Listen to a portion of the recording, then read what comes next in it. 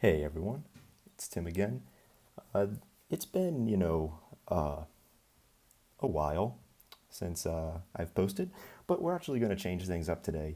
There is something that I have discovered on YouTube that I think is kind of just annoying, and it's mostly that, when it comes to cross-site scripting, which some of you may be familiar with, or what is it, XSS attacks, Oh, WASP. So cross-site scripting is, you can read like all of this boring stuff, but really like I like to be a more practical person, so I'm just going to show you what that might be. So if you were to go to like, just any like, blog website or anything like that, basically cross-site scripting in general is being able to inject JavaScript code into the HTML of a web page to where it renders that HTML or that script tag that you wrote and executes a JavaScript without the browser's permission, essentially. And it basically can just, ruin an entire web page and also do a lot of really, really evil things. Some of the most basic cross-site script attacks are literally just people testing, where you would type in, alert hello, like you would down here. You click this, everybody knows what alert does. New tab says hello. You could also have it to where when someone visits your website, you could just automatically, have a script that runs that says window location. Let's go to google.com. And so you'll see now we're at Google. And so with cross-site scripting, obviously there is a lot more you can do. The whole web runs on JavaScript.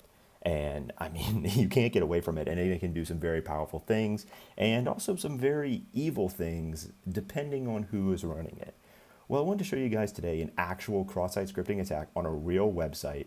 I'm not going to be showing you the name or the brand of the website, but this website is actually an extremely popular website. I use it as a dev. I know a lot of other devs that use it. And honestly, yeah, we're just going to get into it. And I'm going to show you guys what actual cross-site scripting looks like and also give you some tips on how to prevent it. So let's go to it. Okay, so obviously like stuff will be blurred out here. I don't want to give away who I'm doing this with.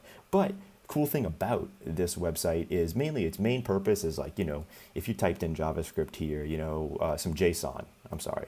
If you typed in some JSON here, like, let's just be like name, like, these got to be double quotes. And we can make it look as ugly as we want. Let's just do, Tim and alias hacker. We're not hacking here, but some people would claim this to be hacking. I think that's pretty subjective. But anyway, what you could do is, this is valid JSON. It's just in one single line. You could imagine that if you had JSON that was, hundreds and hundreds and hundreds of lines long, it's going to look really ugly. Here you can just copy paste it and you can beautify it. And now look, everything's tab spaced. If you had nested objects, they would be nested. That's pretty much all this thing is. So this is a really cool website, and another really interesting part of this website is this recent links page. When you go to this recent links page, you can see that there's a whole bunch of things. If we go to the last page, let's see how many pages of data there are on this thing. There are 31,724 pages of data. So, and these are all JSON objects that people have just, saved, that they formatted and then saved because they were either working on them or they wanted to refer to them later. And that's all well and dandy. I can tell you that if you use this website, and this is just a general rule of the internet, especially if you're a developer, if you're saving anything that has to do with your app and inside of this JSON that you want to paste on this website, if any of it at all contains private keys or hashes or anything that is going to be sensitive to your app, do not save it publicly. That should be pretty well known. It's kind of like leaving your social security number out there. Maybe in a future video, I'll go through and I'll scrape all these JSON files. We can make a little scraper, just some, a little cool like that. And yeah, we'll go through, we'll scrape them, because I can tell you that I've gone through several of these and people have base64 encoded data in here. And once I base64 encoded the PNG of someone's face, apparently, because when I decoded it, it was just an image of some guy's driver's license in Thailand. Yeah. Anyway. Okay, so what we're going to do is, we're going to be looking at this title attribute and this link in this description. So there's, if you have data, like let's just make some data, like, something, let's just have this called something and 1, 2, 3. Okay, whatever. This is our JSON. You know, you can beautify, it's going to look the same. We typed it right. What we're going to do here is actually, we're going to click save. And you can see there's a title here, you know, and we'll just be like example data, right? Okay, whatever. We don't read any tags, and like this is some example JSON data. Okay, we click save online. Okay, cool. Data saved successfully. It gives us our own little link, you know, and if we go to this recent links page, you'll see there's an example data here. Okay, and you see that this is some example JSON data. What we're going to do is we're going to try and inject just to test things out, just to see if this kind of service is vulnerable. What we're going to do is we're just going to type in some HTML tags, which is which isn't really cross-site scripting, but it is a way to check to see if they're sanitizing the inputs of whatever someone is typing in.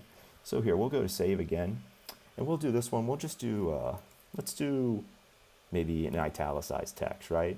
Or maybe make it underlined too. It'll just be like another example, right? And make sure we close those tags, or else we're going to wind up messing up with the formatting. And then we'll just, you know, have maybe some more example text. Actually, you know what would be funny is the marquee HTML tag still go? Is the marquee tag still working? It does still work, because look, Google does it up here. Okay, perfect. Let's do a marquee then. It may work in some browsers. You know what? That's good enough for me. Let's just grab it. We're gonna do this, and we're gonna do, we gotta make sure it's all right. I can't spell this word, I'm not even gonna try.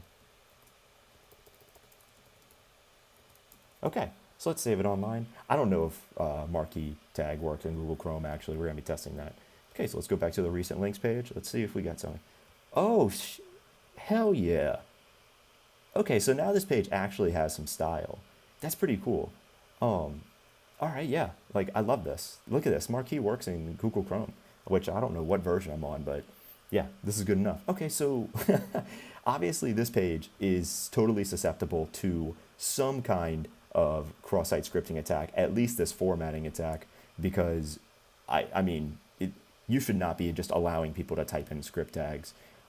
Let's just save another one, and this time let's get a little heavier with it. We're gonna have, you know, this just be called AAA, and let's do a description. We'll do script. We'll just do an alert, and we'll just do like, you can be vulnerable to, is that how you spell vulnerable? Or whatever. And close that script tag. All right, we're going to save this online. We're going to go back. Now, when we load this page, the browser is going to, you know, as it did with our HTML, it should just raw interpret this text as the script tag, as if the person who owns this program literally just typed in a script tag in this page that says you are vulnerable to cross-site scripting. So let's reload and let's see if it does. Yeah, you can be vulnerable to XSS attacks. Now that's pretty bad, guys. Like, now you can see there's nothing here in this description. There's no text because this script tag doesn't, you know, I guess you would say echo anything. But if you can see, if we look into the element, you can see, sure enough, there's a script tag in there. So obviously, with this kind of power, anyone who's visiting this page right now, like if we were in a different browser or anything like that, or if you were to find this page and go to this page, you would see this text flying across the page. You would also see that this place is showing up right when you load the page. It is telling you, oh, you're vulnerable to XSS attacks. Like, that's like obviously super alerting to a user. Let's go one step further and obviously just, you know, let's just do what obviously needs to be done. We're gonna go to the Rick Roll video. Where's the main one? We need like the main video. Here you go, official Rick Astley. We don't need that. Oh, I'm so sorry. That's gonna get copy striked, I'm sure. Okay, anyway, what we're gonna do is let's just save this, and we're just do Rick was here, and we'll do another script tag, and we'll just do window.location equals, make sure you put this in quotes or else it won't work. And then close that script tag, save online. Okay, looks like we got it saved. Now, when we reload this page, because the window location is going to execute, the alert might block that because they're both going to try to render at the same time. But we might wind up just on the YouTube page, which,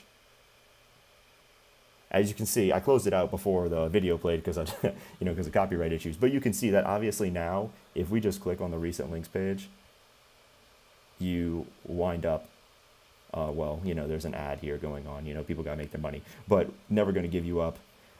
Obviously, is where this page goes to, despite the fact that all we did was we were on this service right here, and we went to recent links, and now we're on YouTube. If I was an evil person, I would, make some kind of page that, would ask you for credentials, like, oh, you were logged out of Google. Can you tell me like what your Google credentials were?